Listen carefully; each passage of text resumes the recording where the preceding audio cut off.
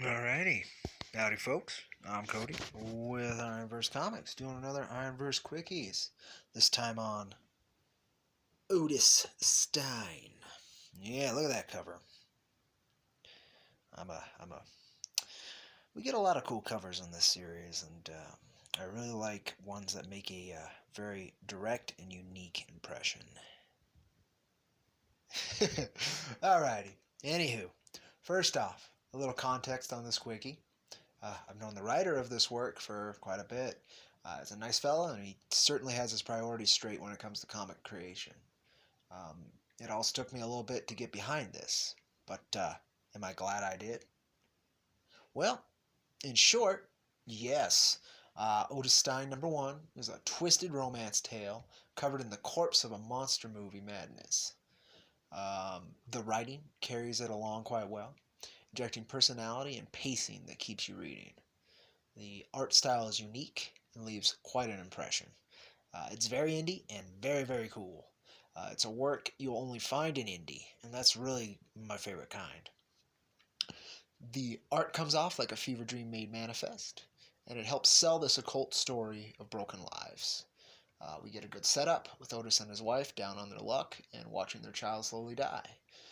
Otis gets the idea to take up moonshining, and things just go crazy from there. The main flaw I can point out is sometimes this fever dream nature of the art leaves things unclear, but never to the point of breaking pacing or understanding of the scenes. Let me show you what I mean.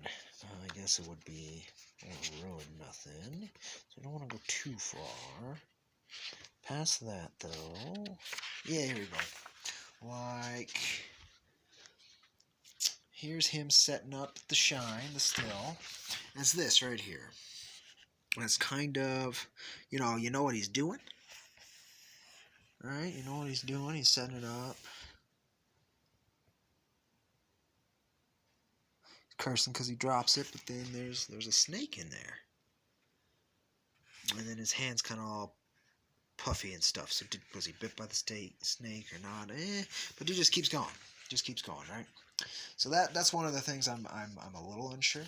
But the other thing that was kind of cool about the art, if I can find it, is there were more 12-panel spreads in this book than I've come across in any other indie book. Pretty much any other comic, really. And they work really well. Rarely do I see a 12-panel spread that keeps me interested and keeps me going. And these are done really well.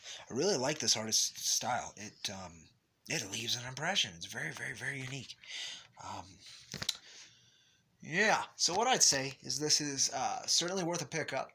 It's a fine setup, and I'm really curious where and what this title intends to explore further with where it went towards the end. But even as a one-and-done affair, which I'm relatively certain it's not intended to be, it's really a worthy, tragic, horror indie comic read. You don't get too much tragic romance meets horror in indie comics.